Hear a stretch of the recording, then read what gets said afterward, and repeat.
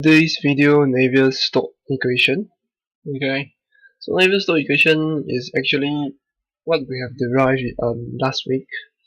Okay, it is a little different, just that we are multiplying density into the equation.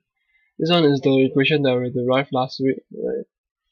And then the certain variation is that you're multiplying the velocity inside. You have the u, okay. You have the velocity that is dealing with things. There's a little variation here and there, but nonetheless, what last week we derived is actually Navier's stoke equation. It's also dealing with the mass itself, the particle itself, I would say. So nonetheless, this video will do an introduction to Navier's stoke, and then what is it exactly what we are doing in chapter 7. Okay, it's only few pages, you can see. So, but however, this few pages is very important. So this is why I'm gonna let you check it out. So Navier's stoke equation itself just is to describe um, the formation of certain things, particles and things like that. You can actually describe volcanoes, sea waves, current, everything. But what currently we are doing now is actually to look at a single particle, a single system, and trying to derive eventually certain things in there.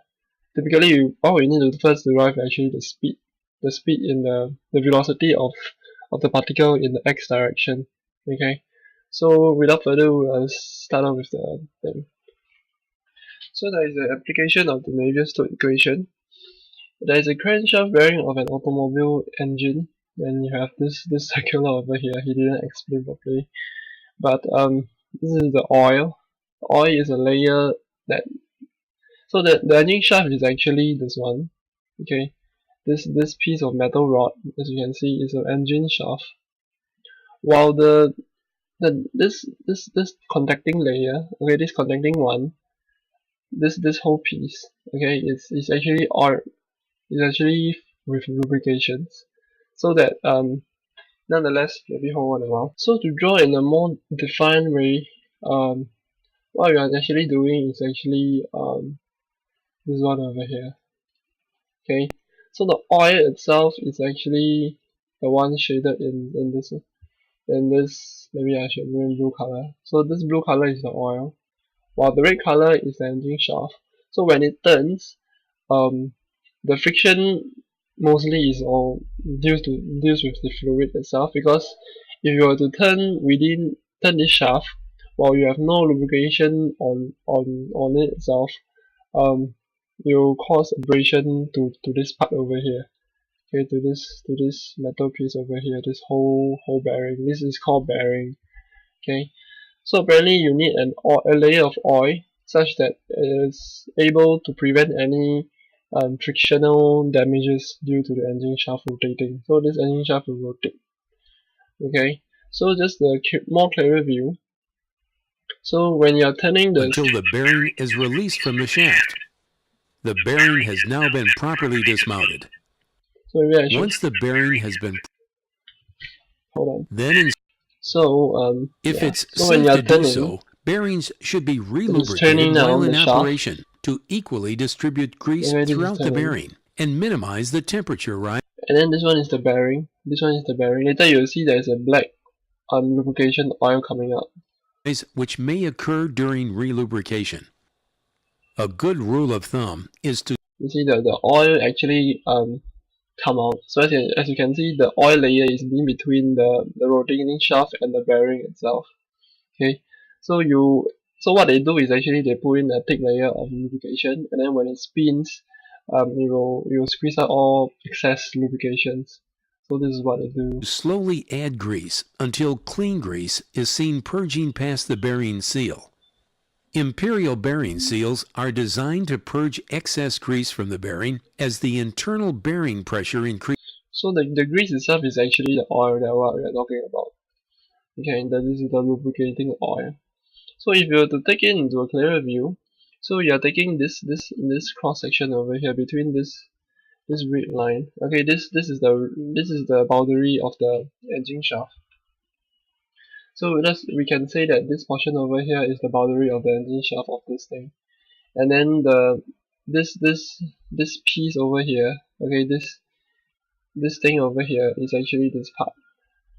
So what's in between over here is actually the blue color oil. Okay, so they actually took it as a form of a parallel plate. If you were to look into a very small aspect of it, because if you look into a very small aspect of it, you're actually looking at a one piece, not a cylinder anymore, it's maybe a one rectangular view. So this is what it is. And if you remember chapter 1, we're actually talking about it. So this is actually the speed of the plate, the velocity of the plate, the capital U, while the this U instead is uy. This U is actually the velocity of the fluid itself. As when it as the shaft spin, this is the shaft. Okay, this is the shaft over here.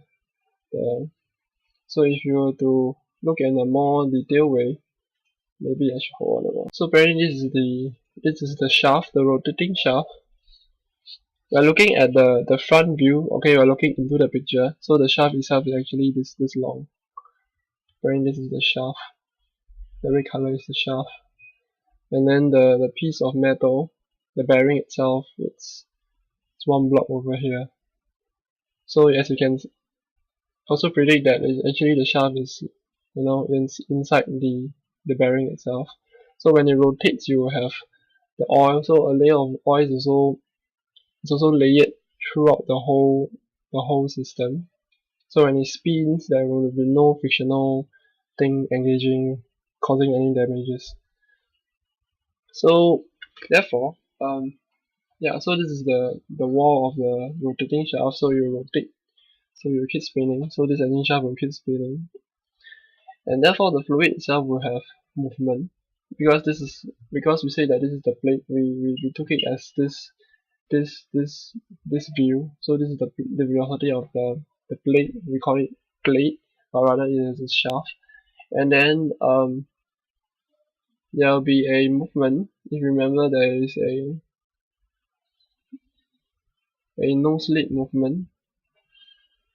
If you still remember no slip, okay. Also the condition when you're talking about at the wall, okay, this portion over here, the speed the velocity will be actually zero, varies along with the y. However, if it's with slip, okay, you have certain pressure that is certain trying to push against the wall, that thing. So the difference between no slip and slip is this, as I mentioned earlier last time. So let's go back to this. So we're actually doing about this one. So we are still doing about no slip flow. So no slip flow, right?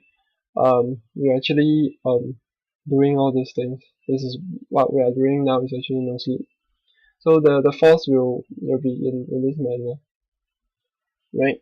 So when you turn, the velocity at this layer will be much faster than the velocity of this fluid layer, and then much faster and much faster. Up to here, the fluid over here is there's no velocity at all. Okay.